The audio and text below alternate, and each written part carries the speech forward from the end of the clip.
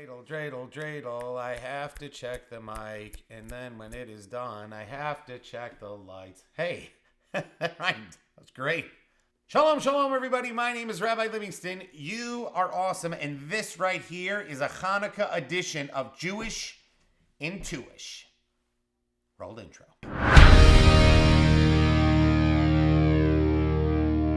So we all know the basic story of Hannukah. The Jews were fighting against the Syrian Greek army, and it was very bloody and very awful and very bad. What eventually happened was that the Jews, under the leadership of Medesiyahu, who was named after the singer, and his sons, they led a rebellion against the occupying Greek forces. Eventually, the Jews were able to win back control of the land of Israel. Eventually, they took Jerusalem, and eventually they went to the temple itself. Now, the temple itself was not in very good shape. The Greeks had defiled the temple with putting all kinds of statues and pigs and all kinds of horrific stuff in there, and it was basically unusable. They wanted to get the temple service going again, and they needed to light the menorah in order to do that, which would be fine, other than the fact that the menorah needs oil, and they didn't have any. Actually, they had a little. They had enough for one day. Problem was, it was going to take them about 7 days to get new oil.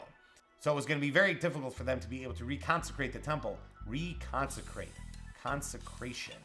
That's a serious word. I digress. So then the question arose, what to do? Big problem. They decided they were going to go ahead and light the menorah, which they did, and then lo and behold, God did a miracle, and the oil burned for 8 days, which gave them just enough time to be able to get the new oil that they had just made back in service, and the whole thing ran beautifully, and because of that, we now get to eat latkes and be fat for the next 3,000 years. Great. We all know how the story turns out, and it all turns out well and good, thank God. But what must have been the thoughts going through the events at the time, in real time? What would you have been thinking? They didn't know there was going to be a miracle. They thought, well, we can light it for one day, and then we'll light it for one day, but big deal. It's going to go out again. It's not going to have any lasting impact at all. We're going to have to wait another 7 days until we go get more oil. They would have started something knowing it wasn't going to last. Here we see a deep Jewish insight into the approach to life. We often find ourselves in moments when we have the opportunity to do the right thing, but we often don't see how that's going to make any impact into the future at all.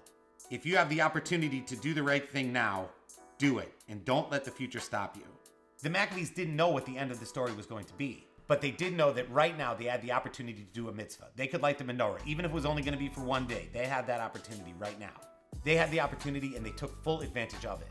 And God rewarded them with the oil that burned not only for the 8 days back then, but for all the 8 days that we would light the menorahs all throughout the rest of history. When the opportunity comes into your hand to do the right thing, do it. Don't wait for the future.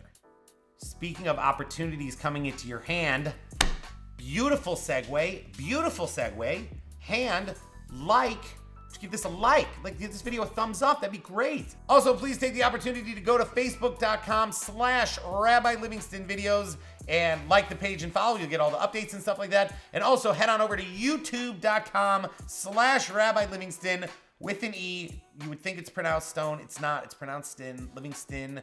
It's all pronounced wrong. You mispronounced my name. What, you mispronounced my last name? I know. Thanks for watching, everybody. Peace. Oh, let's use this. Peace. Season's greetings and happy holidays, everybody. Should I say that? Here's the question. How do you spell Hannukah in English? Let me ask you a question. Can you really fault anybody for not spelling it some way or the other? I feel like it's a very, very controversial issue. Ridiculous. Eating some latkes, serious latkes. My wife makes sweet potato latkes. You ever had a sweet potato latke?